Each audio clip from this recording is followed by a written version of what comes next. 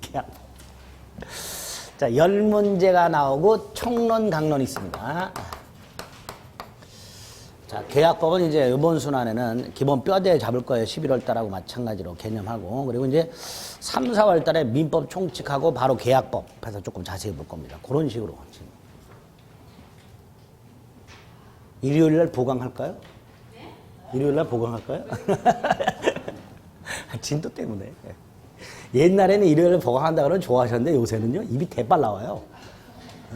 보강 소리만 나오면은 입이 대빨 나와. 요즘 강의는요, 그리고 강의도 1시간짜리 강의는 또 안 들어요. 막 3, 40분 정도 돼야 듣지. 어우, 송병들이. 그래서 공인중개사 강의 중에 15분짜리 강의도 있어요. 어떤 사이트는 강의가 하나당 15분짜리야. 딱 유튜브에 맞춰가지고. 야, 요새는 옛날에 제가 공부할 때는 한 번 앉으면 막 3시간, 4시간씩 공부하고 그랬는데, 그죠? 요새는 그게 제 자랑인가? 네. 제발 좀 화장실 가라 그랬어요. 저 공부할 때. 너 화장실 좀 가라, 제발. 근데 이제 몇 시간을 앉아있긴 있지 않은데 이제 주로 다 앉아요. 이렇게 사람들이 모르는 사람들. 10문제가 나오고 총론 5개, 강론 5개 보통 이렇게 나옵니다. 강론은 이제 매매계약, 교환계약, 임대차 계약 뭐 이런 게 있겠죠. 총론에서는 첫째 계약의 뜻이 있고요. 여기 이제 계약 자유의 원칙과 요거 제한하는 약관규제법이 하나 등장합니다. 요거 간단히 보시면 되고요. 두 번째 계약의 종류가 어떤 게 있는지 좀 살펴봐야 돼요. 세 번째로 계약의 성립, 즉 계약의 체결이 나와요. 어떤 과정을 통해서 계약이 체결되는가의 문제가 나와요. 그리고 계약이 체결됐는데 목적 달성이 원시적 불능이야. 목적 달성의 원시적 불능이라면 계약은 무효라 그랬죠. 네? 민법 총칙에서 했죠. 요때 책임이 하나 나와요. 계약 체결상의 과실 책임이 나고.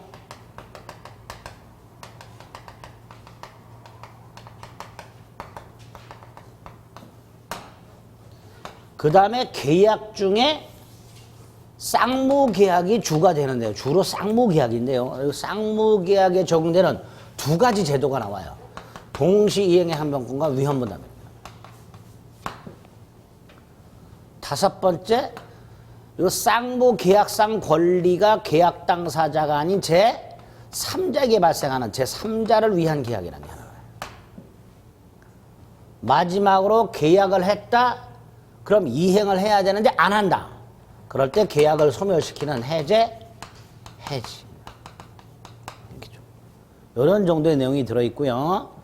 여기에서 성립, 동시한변권, 제3자를 위한 계약, 해제. 요 4개는 꼭 나온다. 라고 생각하시고 접근하시면 돼요. 그 외에 이제 종류를 물어보거나, 뭐 계약 체결상의 가치나 위헌부담을 물어보거나 이렇게 됩니다. 이제 계약 총론은 계약법에 있는 몇 가지 제도들을 공부하는 거예요. 제도. 물권에서는 권리를 공부하는 거고요. 계약법에서 몇 가지 제도들을 보게 됩니다. 뜻. 계약은 이런 거죠. 어느 한쪽이 먼저 계약을 요청하고 청약. 상대방이 이를 수락. 그리고 당사자에게 채권 채무가 됩니다. 예를 들어 매매계약. 갑이 을에게 101호를 1억에 사라. 을이 오케이. 그러면 갑은 101호를 넘겨줄 채무. 그런 대금을 지급할 채무. 이게 계약이죠. 그래서 청약과 승낙이 합치함으로써 채권 채무를 발생시키는 법률 행위를 계약이라고 하게 됩니다. 여기 계약이에요. 이 계약은 자유롭게 해야 되죠. 내가 사기 싫은데도 억지로 물건 사서는 안 되는 거죠. 나한테 물건 사라고 강요해서도 안 되고요. 그래서 계약 자유원칙이라는 게 있게 됩니다. 이 계약 자유원칙이 4가지 파생원칙이 있죠. 계약을 체결할 것인가의 여부. 마스크를 살까 말까? 어디 가서 살까? 누구한테 살까? 내용. 94를 살까? 80을 살까? 흰 걸 살까? 검은 걸 살까? 내용 결정. 방식. 구두로 할까? 계약서 쓸까? 네 가지. 체결 여부, 상대방 선택, 내용 결정, 방식. 네 가지죠. 다만 이 자유가 무제한 인정되는 건 아니고요. 일정한 제한을 가하게 됩니다. 그 제한 중에서 내용 결정의 자유를 제한하는 거. 민법 총칙에서 봤던 반사회 질서 행위, 법률 행위, 계약의 내용이 반사회 질서적이라면 무효. 그렇죠? 법률 행위의 내용이 불공정하면 무효. 이런 것들이 다 내용 결정의 자유를 제한하는 거예요. 그리고 약관 규제법이 하나.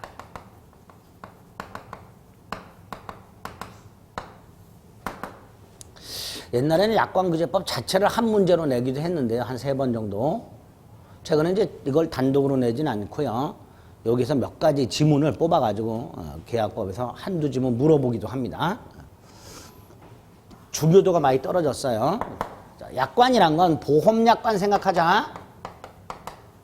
보험계약 한두 개쯤을 하고 계시죠? 그때 그 보험약관을 생각하시면 돼요. 일단 약관이라는 것은 약관규제법에서 보험회사가 이걸 작성자라고 합니다. 보험회사가 다수의 상대방과 계약을 체결하기 위해서 미리 일방적으로 작성, 마련한 그 계약의 내용, 요걸 약관이라고 합니다. 보험약관은 보험계약 내용이 되죠. 그게 약관이다. 명칭을 불문하고. 그런데 약관은 어느 한쪽이 일방적으로 만든다는 특징이 있어요. 일방적으로. 상대방과의 협의 없이. 당연히 갑은 자신한테 유리하게 만들 거예요. 그래서 규제 필요성.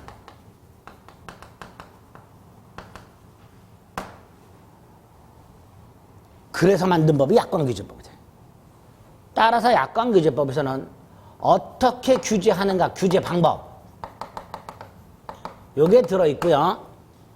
두 가지 방법. 첫째가 편입통제. 여기서 편입이라는 것은 계약 속에 약관이 포함되는 것을 편입이라고 합니다. 계약 속에 약관이 포함되는 걸 편입이라고 하는데 약관규제법에서는 약관이 무조건 계약에 포함되는 게 아니라 작성자가 상대방에게 약관을 명확하게 보여주고 명시, 중요 내용은 설명까지 하도록 하고 있어요. 그래야 계약 내용이 됩니다. 만약에 명시 설명하지 않으면 보험회사는 그 약관을 계약 내용으로 주장할 수가 없어요. 다만 상대방이 계약 내용으로 주장하는 것은 무방하다라고 규정을 해놨습니다. 그러니까 명시 설명하지 않은 작성자에게 불리하게 규정을 해놨습니다. 이걸 편입통제라고 합니다. 두 번째, 명시 설명에서 편입이 됐다 하더라도 그 약관 조항을 해석을 해서 불공정한 조항이라면 무효로 만들어요. 이걸 불공정 통제라고 해요. 이때 해석의 원칙이 몇 가지가 있는데 두 가지만 생각합니다. 하나는 계약 당사자가 다수잖아요. 계약 당사자마다 다르게 해석을 안 되고 통일적으로 해석해야 돼요. 그걸 객관적, 통일적 해석의 원칙 이렇게 불러요. 또 하나는 해석을 했는데 내용이 해석을 해도 무슨 내용인지 잘 몰라. 애매해. 이렇게 해석을 했지만 약관 내용이 불명확하다면 작성자에게 최대한 불이익하게 해석을 합니다. 작성자 불이익 해석의 원칙. 두 가지 해석의 원칙은 기억하셔야 돼요. 그렇게 해석을 했을 때 불공정하다면 무효가 된다 그랬죠. 자, 이때 효과. 명설명했고 계약령에 포함이 됐어요. 근데 해석을 했더니 어떤 조항이 무효가 됐어. 그림상 일부 무효죠. 근데 민법 총칙에서 법률행위 일부가 무효일 때는 전부를 무효로 한다. 조문 본 거 있었죠? 137조. 그러면 그 137조를 여기에 적용을 하면 계약 전부가 무효가 돼버려요. 그렇죠? 그래서 약관규제법에는 137조의 특칙, 예외를 규정해놨어요. 뭐라고? 어떤 조항이 무효라면 원칙, 그 조항만 무효. 전부 무효가 원칙이 아니고 그 조항만 무효. 그래서 원칙적으로 계약은 나머지 부분만으로 유효하게 존속한다. 이렇게 규정을 해놨습니다. 마지막으로 편입이 됐고 해석을 했더니 공정해. 그럼 당사자는 약관에 있는 내용을 지켜야 되죠. 뭐뭐 하라 돼 있으면 해야 되죠. 그걸 약관의 구속력이라고 해요. 뭘 한다고요? 약관의 구속력. 그런데 이게 왜 지켜져야 하는가의 문제가 생겨요. 이거 아무것도 아닌데 이렇게 주장하는 학자들이 있었어요. 약관이란 걸 형식을 가만히 들여다보면 법처럼 되어 있어요. 제 몇 조, 제 몇 조. 약관을 보면. 그러니까 국가가 만든 법 형식으로 약관을 만들어 놓는단 말이죠. 그러니까 그 형식에 초점을 맞춰서 약관은 법이기 때문에 지켜야 한다고 주장하는 또라이들이 있었어요. 그걸 가지고 대법원까지 갔어요. 아무것도 아닌데. 대법원이 이렇게 판결을 하죠. 약관이 아무리 국가가 만든 법조문 형식으로 되어 있다 하더라도 개인이 만든 약관이 법이 될 수는 없다. 따라서 약관은 법이기 때문에 지켜져야 되는 게 아니라 당사자가 계약령에 포함하기로 합의했기 때문에 지켜져야 한다. 이렇게 판결을 한 바가 있어요. 그리고 요거를 출제를 몇 번 했습니다. 응? 요 정도를 약관규제법에서 확인해 주시면 됩니다. 그리고 나중에 이제 문제를 통해서 판례 몇 가지만 추가하면 돼요. 안 해도 되고. 두 번째가 이제 계약의 종류. 자, 여기서는 최근에 한 문제씩 따박따박 나오는 경향이 있습니다. 여기 이제 단순 암기의 문제예요. 무수히 많은 계약 형태를 몇 가지 기준에 따라서 분류를 하게 되는데 그게 계약의 종류입니다. 일단 민법에 있는 걸 전형계약, 없는 걸 비전형계약 이렇게 부르는데 이건 구별 안 해도 돼요. 자, 두 번째 거 조심하세요. 쌍무계약하고 편무계약을 구별해야 되는데요. 자, 매매계약을 체결하게 되면요. 매매계약을 체결하면요. 양당사자가 채무가 생겨요. 그렇죠? 가본 소유권을 이전할 채무, 을은 대금을 지급할 채무. 요 양당사자가 채무가 생긴 걸 쌍무라고 합니다. 반면에 갑이 을에게 집을 증여를 하기로 했다. 증여 계약이 체결이 되면 증여자만 채무가 생겨요. 증여를 받는 사람을 수증자라고 하는데요. 수증자는 채무가 없어요. 그렇죠? 한쪽만 생겨. 편무라고 합니다. 쌍무하고 편무를 이렇게 나누는데 왜 나누느냐? 이 쌍무 계약에만 동시 이행의 항변권하고 위헌 부담이 적용이 되기 때문에 쌍무 편무를 나눠요. 그래서 우리 시험에 이렇게 나온 적도 있어요. 다음 중 동시 이행의 항변권이 적용되지 않는 계약은 이렇게 물어본 적이 있어요. 뭘 고르라는 거예요? 편무 계약을 골라라. 이렇게 물어봐요. 자, 편무 계약 마지막 세 개를 외웁니다. 증여가 있고요. 사용대차가 있어요. 여러분들 필기구 안 가져오면 학원 사무실 가서 하나 빌리죠. 사용료 줘요, 안 줘요? 안 줘요. 사용대차. 무상임대차를 뭘 한다? 사용대차. 사용료를 지급하지 않고 빌리는 거. 현상광고가 있어요. 현상광고는 조금 이따 말씀드리겠습니다. 그래서 세 가지 기억합니다. 쌍무, 편무 구별. 왜 구별하나? 그 다음에 편무, 편증사현. 이렇게 외우는 거예요.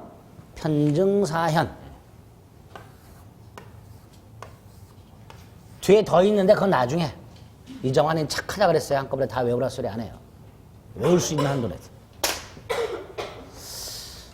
세 번째로 유상계약하고 무상계약을 구별해야 되는데요. 유상하고 무상은요. 계약이 체결이 될 때부터 이행까지 끝났다고 생각해요. 이행. 쌍무 편무는 계약이 체결되었을 때 그때 구별하는 거고요. 유무상은 계약이 이행까지 끝나고 나서 구별하는 거예요. 유상 매매 계약을 보면요. 갑 소유권 넘겨주죠. 이행합니다. 을 대금 줍니다. 이행하죠. 서로 이행했죠. 유상 이렇게 돼요. 서로 이행하면. 증여 계약을 했어요. 그러면 증여자만 이행을 하죠. 이걸 무상 이렇게 불러요. 그러니까 이행까지 끝났을 때 서로 이행을 했냐 어느 한쪽만 이행을 했냐에 따라서 유상 무상을 나누게 됩니다. 왜 나누는가? 나누는 이유. 유상계약에만 강론에서 보는 매매가 있어요. 매매. 그 매매 규정을 적용을 해요. 유상계약에만. 그리고 이 매매계약을 하면 담보책임이라는 제도가 나와요. 결국 유상계약에만 담보책임이 적용되기 때문에 유상과 무상을 구별하게 됩니다. 그리고 무상을 2개를 외웁니다.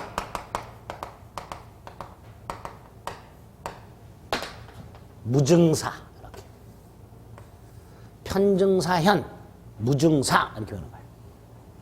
이렇게 구별하고 났더니 요 현상광고라는 놈은 편무지만 무상이 아니라 유상이에요. 그래서 쌍무 편무와 유상 무상이 비슷한 것처럼 보이지만 조금 다르더라. 그걸 또 구별해야 되는데 그러기 위해서는 낙성계약이라는 놈과 요물계약이라는 놈을 기억합니다. 낙성은 청약과 승낙만으로 성립하는 계약을 낙성계약이라고 합니다. 쉽게 말하면 약속만으로 약속. 매매, 소유권을 넘겨주기로 약속을 대금을 지급하기로 약속. 이렇게 약속만으로 성립하는 게 낙성이고요. 대부분의 계약이 낙성이에요. 그런데 요물계약이라고 약속만으로는 성립하지 않고 계약을 하는 당사자 중 어느 한 사람이 먼저 뭔가를 이행을 해야 성립하는 계약을 요물계약이라고 해요. 약속만으로는 성립하지 않고 대표적인 요물계약이 현상광고계약이라는 게 있대요. 중국집 사장님이 등장하죠. 중국집 사장님께서 전단지를 붙였다 쿠폰을 10장을 모으면 탕수육을 하자. 모아오면 탕수육 한 접시를. 자, 이 전단지를 본 을이 10장을 모아가겠다고 약속만 해서는 계약이 성립하질 않아요. 분명히 전단지에다 이렇게 돼 있어요. 모아오면이라고 돼 있어요. 그렇죠? 그래서 을은 쿠폰을 10장을 모아서 줘야 각과 을 사이에 현상광고 계약이 체결이 됩니다. 그래서 현상광고 계약은 광고에서 정한 행위를 완료함으로써 성립하는 계약. 이게 현상광고예요. 광고에서 정한 행위를 완료함으로써 성립하는 계약을 현상광고 계약이라고 합니다. 그러니까 을이 10장을 갖다 줘야 각과 을 사이의 계약이 체결이 되는 거예요. 계약이 체결되면 갑만 채무가 생겨요. 탕수육을 줘야 될 채무. 그렇죠? 그래서 편무예요. 그리고 이행을 해.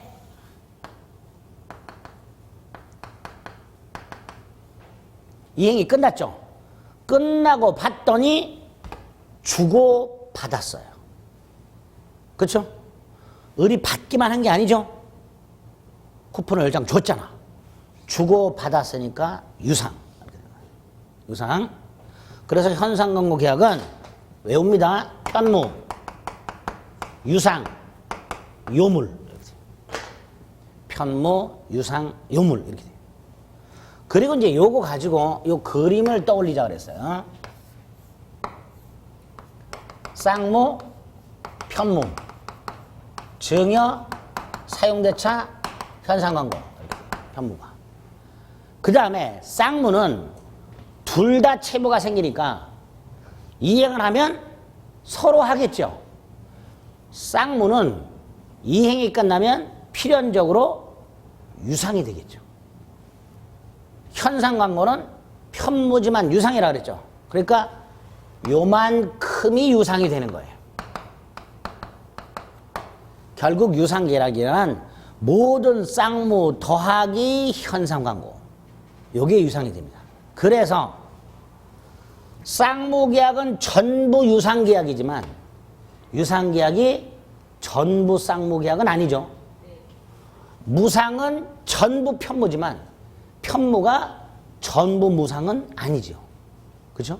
그런 단어, 지문을 기억을 해내셔야 돼요. 마지막으로 우리 시험범에 있는 매매, 교환, 임대차, 유, 쌍, 낙, 유상, 쌍무, 낙성, 마지막 분료식.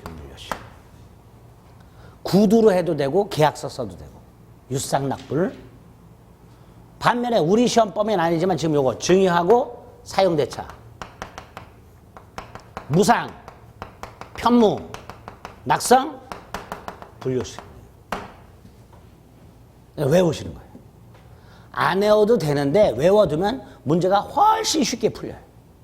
그래서 요거 머릿속에 넣고 요거 그림 생각하시고 요거 외우자. 요거까지. 그러면 종류 나오는 문제를 다 풀 수 있습니다. 됐죠? 세 번째, 계약의 성립 또는 체결. 일단 계약은 법률행위 일종이기 때문에 법률행위의 성립 요건을 갖춰야 돼요. 법률행위 성립 요건이 뭐냐? 세 가지. 당사자가 있어야 되고요. 행위를 하는 사람. 이 사람이 그 행위라는 목적을 가지고 있어야 되고요. 이 목적을 겉으로 표시를 해야 돼요. 이게 성립 요건이에요. 우리는 민법 청구에서 효력 요건만 봤죠. 당사자는 능력이 있을 것, 목적이 확가적사, 일치하고 하자가 없을 것. 그건 효력 요건이고, 그 전에 성립 요건은 당사자가 존재할 것, 목적이 존재할 것, 의사표시가 존재할 것. 그럼 성립을 하는 거예요. 거기에다가 계약은 혼자 하는 게 아니니까 양당사자가 존재해야 될 것이고요. 의사표시도 청약과 승낙이 존재해야 될 거예요. 나아가 당사자가 일치해야 되고 청약과 승낙의 내용도 일치를 해야 돼요.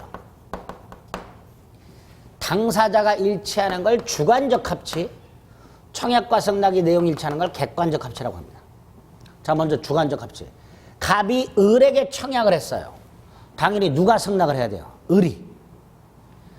갑이 을에게 청약을 하는데 병이 승낙했어. 계약은 성립하지 않습니다. 아무것도 아닌데 몇 차례 지문으로 나온 적이 있어요. 이걸 주관적 합치라고 합니다. 객관적 합치. 1억에 살아 9천에 사겠다. 계약은 성립하지 않아요. 일치해야 돼, 내용이. 1억에 살아 9,999만 9,999원에 사겠다. 이런 차이가 나. 그래도 계약은 성립하지 않습니다. 불일치하는 정도가 아무리 근소하더라도 계약은 성립하지 않습니다. 정리. 양당사자가 존재하고 일치할 것. 목적을 표시해야 되는데 그 내용도 일치할 것. 그래야 계약이 성립합니다. 그리고 나중에 조금 더 추가해서 당사자가 일치하느냐를 판단하기 전에 먼저 도대체 당사자가 누구냐를 확정을 줘야 되는 경우가 생겨요. 어떤 경우냐? 갑인데 남의 이름으로 계약하는 경우. 원래 계약 당사자는 갑인데 남의 이름으로 계약하는 경우. 갑의 돈인데 차명계좌를 하나 만들어. 갑의 돈인데 그걸 을이 은행에 가져가서 마치 을이 예금하는 것처럼 을의 이름으로 예금 계약을 해. 갑의 돈인데.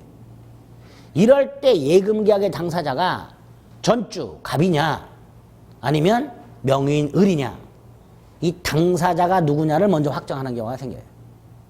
남의 이름으로 계약을 했을 때 나냐 명의인이냐, 요거를 몇 가지를 보게 됩니다. 차명계좌 같은 경우는 계약 당사자가 누굴까요? 예? 차명계좌. 그 명의인이 계약 당사자예요. 그러니까 남편이 부인 이름으로 통장을 하나 만들었다. 근데 부인이 통장에 있는 돈을 뺐었다. 남편이 뭐라 하지요? 못해요. 부인 돈이야. 명의인이 당사자예요. 아시겠죠? 그런 걸 이제 나중에 몇 개를 추가해서 보게 됩니다. 그리고 이제 중요한 거. 계약에 체결되는 모습의 99.99% 청약과 승낙의 의사합치한 계약서입니다.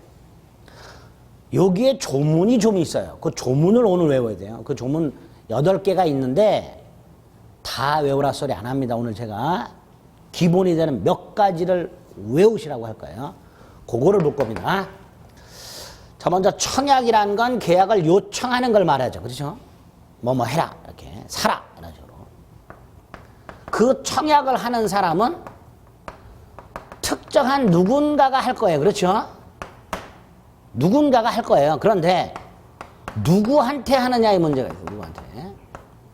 두 가지가 있어요. 특정인을 콕 찍어서 청약하는 경우.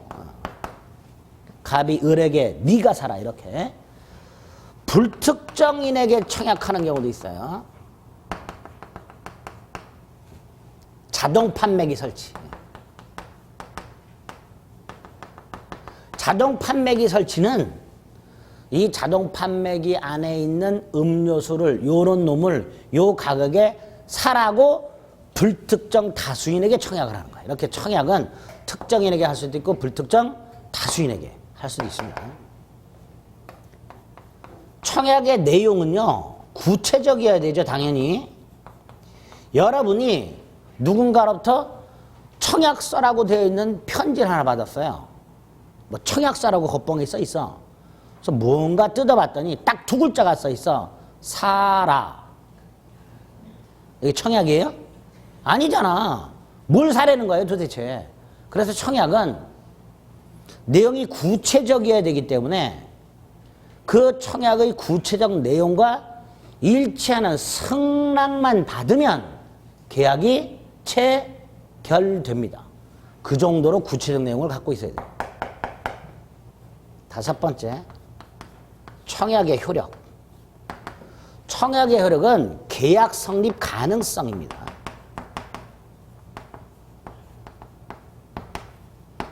청약만으로는 계약이 성립하지 않는다 그랬죠. 가능성만 생기는 거예요. 반면에 승낙은 계약 성립 이렇게 되겠죠. 그렇죠? 청약이 먼저 있고 그다음에 승낙이 있으면 계약이 성립하니까 청약은 계약 성립 가능성이 효력이고요. 승낙은 계약 성립이 효력이 됩니다. 이때 이 효력이 언제 발생하는가? 이거 우리 민법 총칙에서 봤죠? 111조 1항. 상대방 있는 의사 표시는 상대방한테 도달함으로써 이렇게 된다 그랬죠. 그렇죠? 자, 그러면 갑이 을에게 1월 10일 날 청약서를 발송했고 이 청약서가 을에게 1월 12일 날 도달했어요. 그럼 이 갑의 청약의 효력은 언제 생겨요? 10일. 을에게 도달한 때. 그렇죠? 이게 왜 중요할까요? 우리 민법상 철회라는 제도가 있어요. 근데 이 철회라는 것은 의사표시가 효력이 생기기 전에 소멸시키는 걸 철회라고 해요. 의사표시가 효력이 생기기 전에 우리는 계약 철회라는 말 많이 쓰죠. 앞으로 쓰면 안 돼요. 철회라는 건 의사표시가 효력이 생기기 전에 그 의사표시를 소멸시키는 걸 철회라고 합니다. 따라서 갑의 청약이 12일 날 도달하면 효력이 생기죠? 도달 전에는 철회할 수 있는 거예요. 하지만 도달 후에는 철회하지 못한다. 요게 527조. 청약의 구속력이라는 거예요. 527조 청약의 구속력. 청약은 철회하지 못한다. 이렇게 나왔어요. 단 도달한 후에는 이런데 도달하나요. 그럼 도달 전에는 철회할 수 있다. 이렇게 돼요. 이걸 청약의 구속력이라고 합니다. 아무것도 아닌데 조문이 시험 문제 나와요. 두 번째, 도달했어요? 철회하지 못하죠? 언제까지? 천년 만년은 아니겠죠? 언제까지 철회하지 못하는가? 이게 문제가 생겨요. 그거를 청약의 구속력의 존속기간 이렇게 불러요. 언제까지 철회하지 못하는가? 이걸 조문이 또 있어요. 첫째, 갑이 기간을 정했어. 1월 20일까지 답을 달라. 그러면 적어도 갑은 20일까지는 철회하지 못합니다. 근데 갑이 기간을 안 정했어. 그럼 상당한 기간이죠. 이 상당한 기간은 계약 내용에 따라서 뭐 일주일이 될 수도 있고요. 열흘이 될 수도 있고 그렇습니다. 어쨌든 갑이 기간을 정하면 정한 기간 528조 1항 정하자면 상당한 기간 철회하지 못합니다. 그런데 528조 1항이나 529조는 그 기간 동안 철회하지 못한다. 플러스 그 기간 내에 승낙을 받아라. 이렇게 해놨어요. 즉 예컨대 1월 20일까지 기간을 정했다. 그 기간 내에 철회하지 못한다. 그리고 기간 내에 갑이 승낙을 받지 못하면 청약은 효력을 잃는다. 이렇게 해놨어요. 그러니까 1월 20일이나 상당 기간이 경과했어. 근데 그 사이에 승낙을 못 받았어. 그럼 청약은 효력이 상실이 되어버려요. 청약은 없어져 버려요. 따라서 이 기간은 청약의 구속력의 존속기간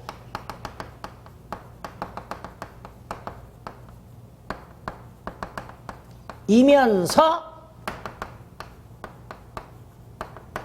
승낙기간의 의미까지 갖게 됩니다.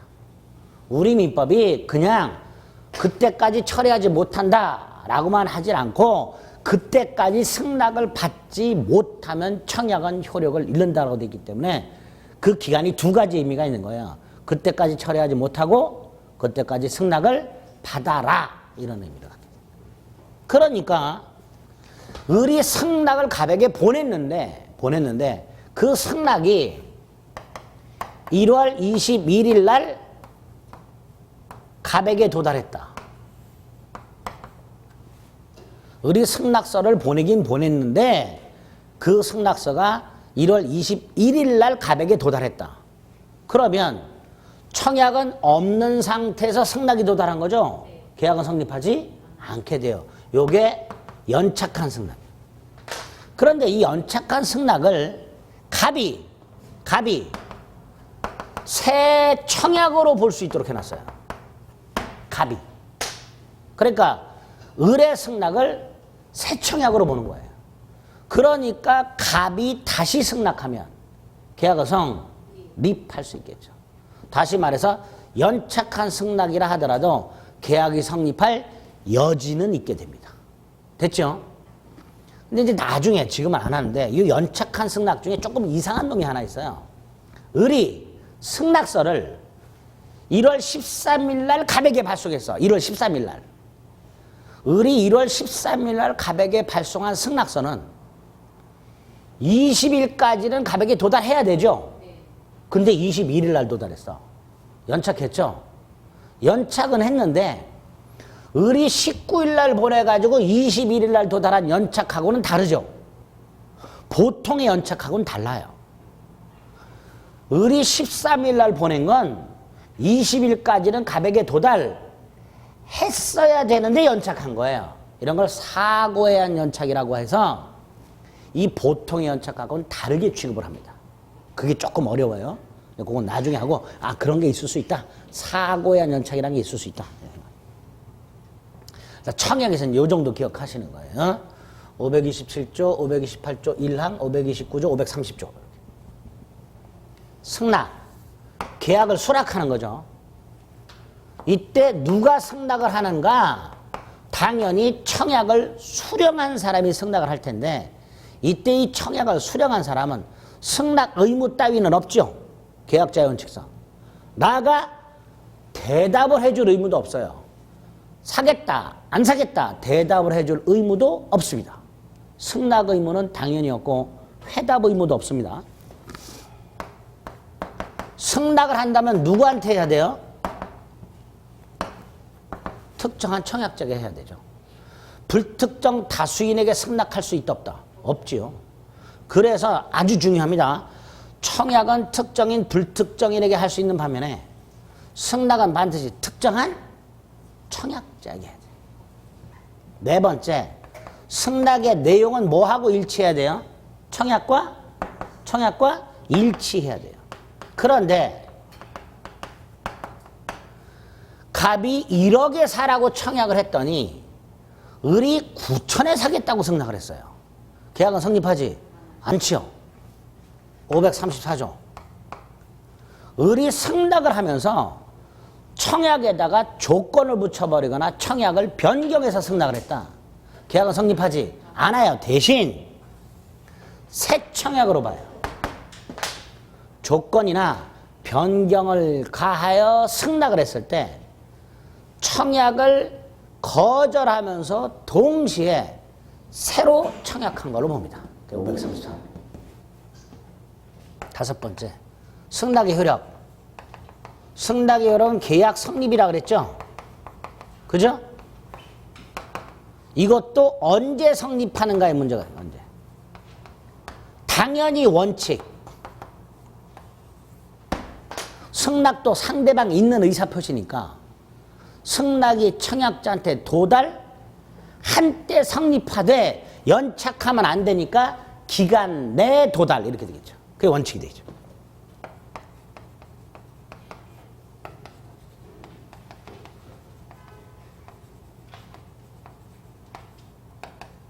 다만 여기 이제 또 예외가 아주 골 때리는 게 하나 있어요. 언제 나중에 할 거예요? 격지자 간의 계약만큼은 승낙 통지를 발송한 때 성립한다라는 조문이 하나 있어요. 그거는 지금 말씀드리면 또 머리 빙빙 도니까 원칙만. 청약과 승낙의 의사합창 계약 성립은 딱 요 정도 오늘 기억합니다. 527, 5282랑 529, 530, 534까지.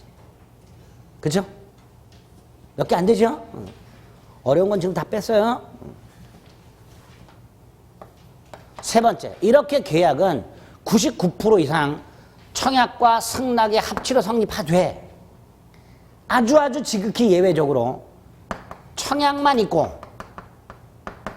승낙이 없는데도 계약이 성립하는 두 가지가 있어요. 하나가 532조 의사실현에 의한 계약 성립.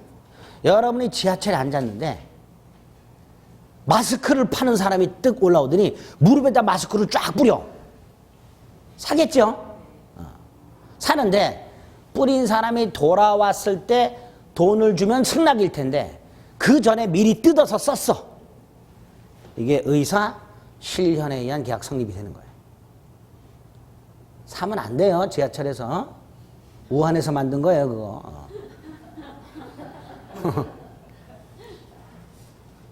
어쨌든 이렇게 내가 명확하게 승낙은 하지 않았지만 뜯어갖고 쓰는 것은 사겠다는 의사표시로 보는 거예요. 이렇게 승낙으로 볼 수 있는 일정한 사실이 있을 때 계약이 성립하는 것은 의사 실현에 의한 계약 성립이다. 두 번째가 교차 청약에 의한 계약 성립이라고 갑이 을에게 노트북을 30만 원에 팔겠다고 청약을 했어요. 을에게. 근데 을이 이 청약을 받기 전에 갑이 청약했다는 사실을 모른 채 을이 갑에게 네 노트북을 30만 원에 팔으라고 청약을 했어요. 그리고 당사자는 청약을 받겠죠. 깜짝 놀라겠죠. 안 놀라나? 놀라지. 소름 끼치는 일이에요. 갑이 을에게 청약을 했고 을도 갑에게 청약을 했는데 소름 끼치게 내용이 똑같아. 이럴 때는 양 청약만으로 계약이 성립합니다. 이 각각의 청약에 대해서 별도로 승낙을 할 필요 없이 양 청약만으로 양 청약이 모두 도달한 때 계약이 성립. 이걸 교차 청약에 의한 계약 성립. 여기까지 계약 성립을 머릿속에 넣으셔야 돼요. 되셨죠? 계약 체결상에 가서 지금 봤는데 조금 보고 나서 쉬었다가 교과서 체크해 드리겠습니다.